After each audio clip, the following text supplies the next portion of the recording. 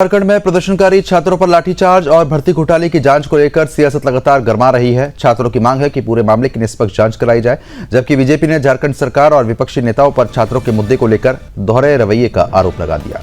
इसी मुद्दे को लेकर बीजेपी सांसदों ने प्रदर्शन किया और राहुल गांधी और कांग्रेस नेतृत्व पर जमकर निशाना साधा। बीजेपी सांसद निशिकांत दुबे ने कांग्रेस अध्यक्ष मल्लिकार्जुन खड़गे और लोकसभा में विपक्ष के नेता राहुल गांधी पर हमला बोला। उन्होंने आरोप लगाया है कि झारखंड में छात्र सड़कों पर है, राज्य में गरीबी, पिछड़ापन और भ्रष्टाचार के मुद्दे हैं, लेकिन कांग्रेस नेतृत्व इन सवालों पर चुप है।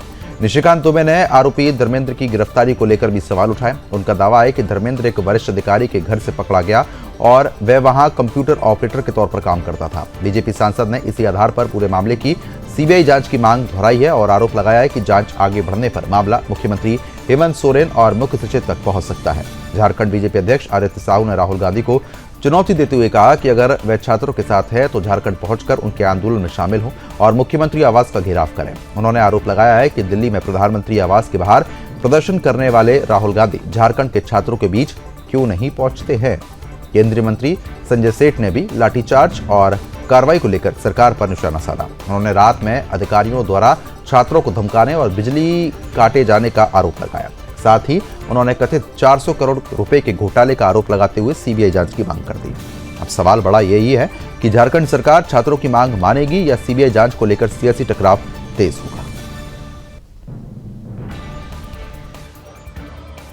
लाठीचार्ज की बर्बरता, दमनात्मक कार्रवाई और कल रात में 1 बजे रांची के डिप्टी कमिश्नर, रांची के सीनियर एसपी छात्रों को जाकर धमकाते हैं,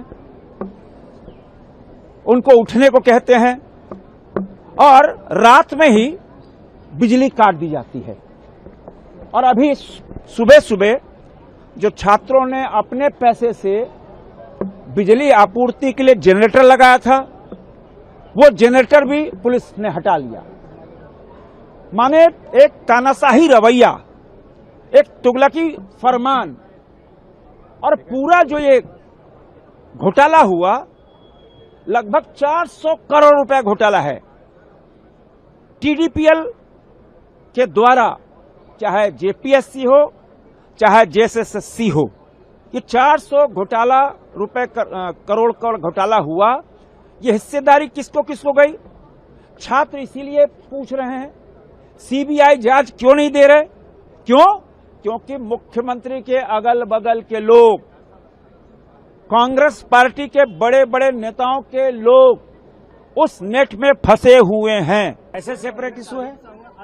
मतलब दिल्ली का छात्र अलग है और झारखंड का, हम यदि पिछड़े क्षेत्र के हैं, यदि वो अमीर क्षेत्र के हैं, अमीर पार्टी के नेता है मल्लिकार्जुन खड़गे साहब, तो उनको झारखंड का पिछड़ापन नहीं दिखाई देता है, गरीबी नहीं दिखाई देता है, भ्रष्टाचार नहीं दिखाई देता है। उनको तो डूब मरना चाहिए। डूब मरने वाली स्थिति है मल्लिकार्जुन खड़गे जी और राहुल गांधी जी की, कि जिस तरह से झारखंड के बच्चे रोड पर हैं, सड़कों पर हैं, और जिस तरह से रांची का डीसी, एसपी, वहां के डीजीपी, वहां के चीफ सेक्रेटरी जिस तरह से व्यवहार कर रहे हैं, इसका निरंकुश तो मैंने तानाशाह कभी देखा ही नहीं।